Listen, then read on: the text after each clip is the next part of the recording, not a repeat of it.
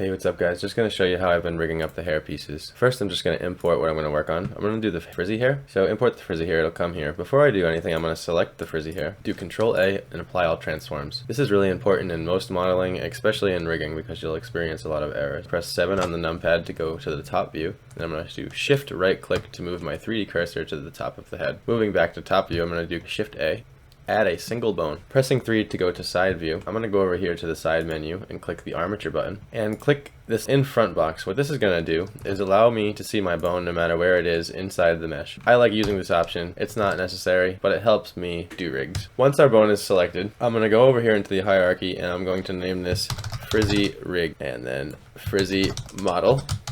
I like to organize it this way because everything ends up just being called armature. Now I'm going to go back and select the bone. Press tab to go into edit mode. In edit mode, you can select the bone in 3 ways. You can select this side of the bone, the middle of the bone, or this end of the bone. You can extrude from either ends of these bones by pressing E just like you would normally. I'm going to extrude 2 more bones all the way down like this. I'm sure you could place these differently or in a better way, but this is what I've found to work for you guys. Go back out of edit mode by pressing tab, and now we have a full parented bone structure. This is why we make it in edit mode, because if you just make single bones in object mode, they won't be parented. To parent the mesh to the bone, we select the mesh and then the bone by holding shift down and clicking. The bone should be highlighted in a light yellow color and the mesh should be highlighted in orange color. We do Control P and this menu should come up.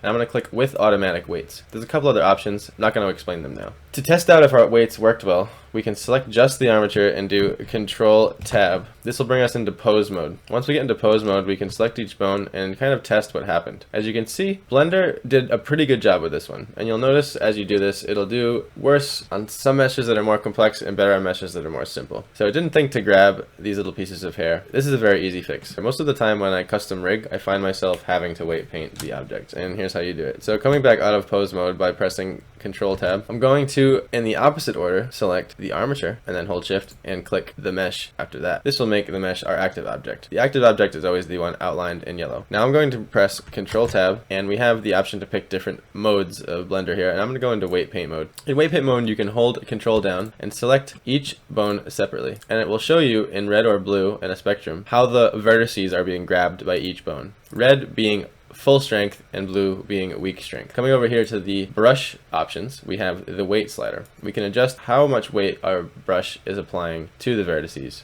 for each bone. Another option you're going to want to turn on just for this example is you want to come down and come to the first fall off tab. There's 2, so it can be a bit confusing to find, but it's the first one. By default, this is going to be selected sphere. What you're going to want is projected. What this does is it makes your paintbrush paint directly through the mesh. And this is great for weight painting because often in weight painting, if you only paint on top, you're only grabbing vertices on top, and then things can get funky when it starts stretching and bending. So first thing you want checked, projected. In this case, it helps me. I mean, you can weight paint without projected. And then you want to come over here and make sure front faces only is unchecked, so that way it's going to also paint inside faces, so the bone is grabbing everything possible. We're also going to come down here and make sure auto normalize is checked. This just helps the transition in between each bone to be a little bit smoother and more accurate. If it's off, the painting tends to be a little bit more janky. So with all 3 of those options turned on, we can start weight painting. Control click to select each bone. Right away, so I had to experiment with this a little bit, and I found the best way is to have this bone be the root bone and the rest be the sort of flexing bones. And the root bone meaning that when you rotate this, the entire structure of the hair rotates. All we gotta do is make sure our weight is somewhere around 90%, increase the brush size a little bit, and we just paint right through the mesh right here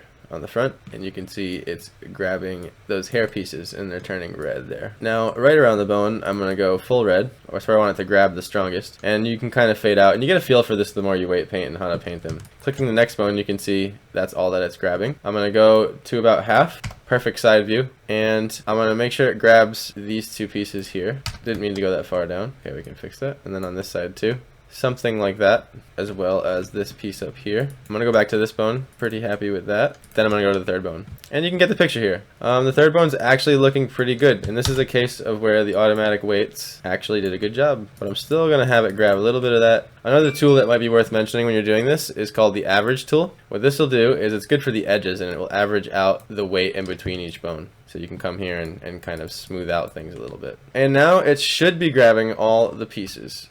To come out of weight paint mode, I'm going to do Control Tab again and then go to object mode. By just selecting the armature and doing Control Tab again, it'll bring me into pose mode, and we can test this again. See, now that they are being grabbed by that bone. Now we check the second bone. We can see it's stretching a bit weird. Granted, the hair isn't going to stretch that much, right? It's only going to be wiggling like this. I'm going to go back and fix it anyway just to show you. We can just speed that process up. Once you're done painting and you're happy with how things are looking in pose mode, you're ready to export. To export, I like to do by selection because I just have more control over my exports and I tend to run into less errors. Going to export, FBX. Cool thing about this is you can have the export window up and still select things over here. Selected objects checked, and then I make sure I just have armature and mesh selected, and then apply unit so that all the coordinates go over to Unity. Also, before I do this, just to double check, I'm going to select both and then Control A and apply all transforms. Just back to export, frizzy rig, shift, select everything in this collection here. Selected objects, armature mesh, apply unit. And then I'm going to select hair frizzy to overwrite the file, export FBX. And there you go, that's pretty much the process. There's a couple of other ways to do it, but that's the custom way. It gets more complicated, obviously, if you're doing like an entire human. There's different ways to do inverse chromatics to make that easier, but that's for another time. And hope this helps and allows you guys to rig up some hair. Alright, have a good day.